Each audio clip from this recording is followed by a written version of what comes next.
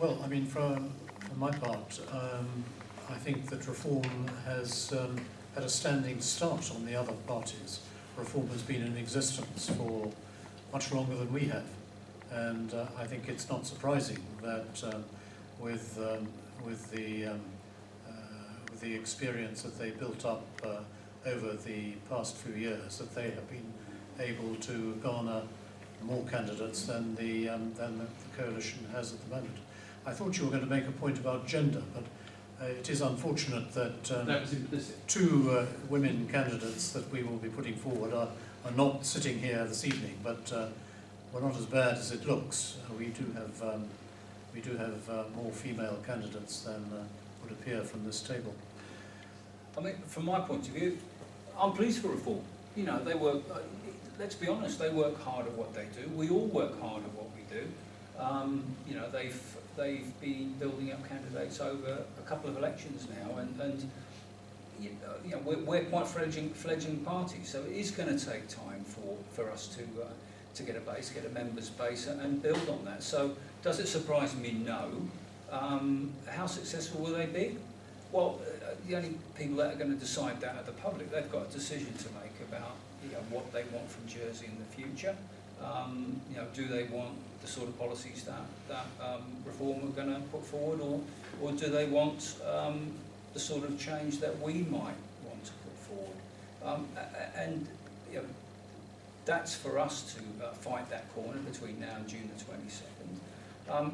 But you know, I think from a party politics point of view, having, well, there is 4 parties, but having 3 defined groups or 3 defined coalition and 2 other parties is a good thing for Jersey. I think it gives the public choice. Why do you want to fight reform? What is it you disagree with about their policies? I didn't say that. You did. You said you have to fight them. No, I didn't. You have to play your camera back and you'll say, at no point did I say fight. What I did say was it's good to have 3 or 4 parties, 3 groups fighting an election. I think that's a really good thing for the public. It gives them plenty of choice, and it doesn't take away their opportunity to vote for an independent.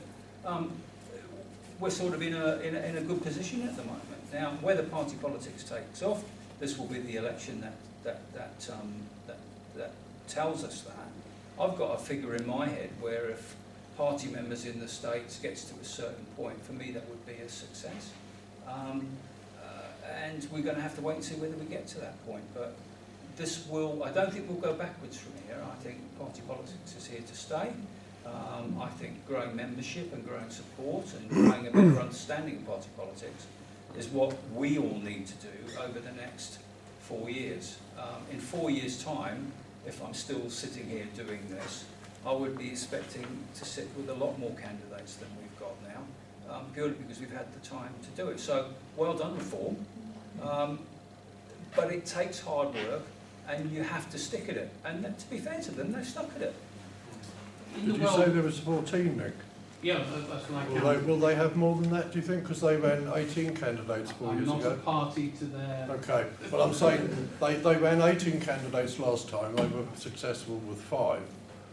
But I think as has already been alluded, you know, there was a little bit of envy when those 5 managed to persuade the Chief Minister that we've had for the last 5 years that they were worthy of taking on board, and their 5 votes counted for something. And I think that's certainly something that's resonated with people like Steve and I and others here, where we've said, you know, this is they have sort of led the way, if you like, in a show that what a block vote can do at the start of a government when it comes to electing a council of ministers. And as we know, they managed to persuade the Chief Minister to take a number of them on board. It didn't work out, but you know, at the first 6 months of the last